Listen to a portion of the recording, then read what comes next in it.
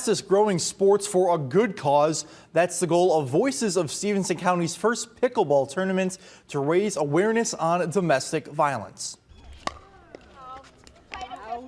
Voices had an employee who loves pickleball and taught some of their colleagues. Then after playing on the courts at Crate Park several times, the organization wanted to use it as a way to talk about domestic violence, raise awareness on it, and all while having fun with a recreational activity.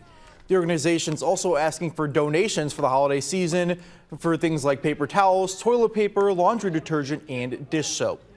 It's important for us as staff to do those activities and, release stress. And it's important for survivors to come out, feel the sunshine, get activity.